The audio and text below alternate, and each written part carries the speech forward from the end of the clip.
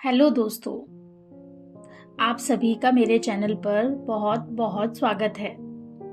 आशा करती हूँ कि आप सभी लोग बहुत अच्छे से होंगे। आज मैं आपके लिए एक ऐसी कहानी लेकर आई हूँ जिससे आपको सीखने को मिलेगा कि बुद्धिमानी से किए कार्यों से आप कुछ भी हासिल कर सकते हैं। तो आइए दोस्तों, शुरू करते हैं अपनी कहानी। एक बहुत बुद्धिमान राजा था। उसने अपनी मेहनत, लगन और बुद्धिमानी से बहुत बड़ा साम्राज्य बना लिया था। उसका परिवार बहुत खुशी से रहता था। उनके पास बहुत धन संपत्ति थी जिससे वो अपनी जिंदगी खूब खुशी से गुजार रहे थे। उनके राज्य में उनकी प्रजा हर तरह से खुशहाल थी। उस राजा के 4 बेटे थे।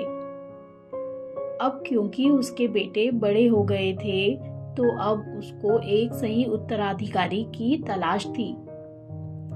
राजा उस पुरानी परंपरा को नहीं मानता था जिसमें सबसे बड़े बेटे को ही उत्तराधिकारी बनाया जाता है। राजा बहुत बुद्धिमान था। वो किसी भी तरह से अपना राज्य सबसे योग्य बेटे को ही देना चाहता था। अब उसने फैसला किया कि चारों पुत्रों की परीक्षा लेनी होगी और जो पुत्र उस परीक्षा में खरा उतरेगा मैं उसको ही अपना राज्य सौंप दूंगा। इसलिए उसने अपने चारों बेटों को अपने पास बुलाया और चारों बेटों को एक एक सोने की गिन्नी दी और बोला कि इस गिन्नी से ऐसा कुछ खरीद कर लाओ जिससे हम इस महल को भर सकें।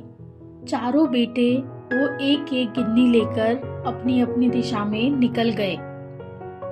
सबसे बड़े बेटे ने सोचा कि ये पिताजी कैसी बहकी बहकी बातें कर रहे हैं। इस सोने की एक गिन्नी से भला क्या आएगा।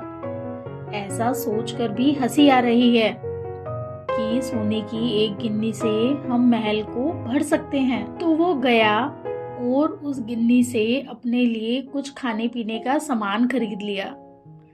दूसरा बेटा भी यही सोचते सोचते आगे बढ़ रहा था कि इस एक गिन्नी से मैं ऐसा क्या खरीदूं कि महल भर सकूं।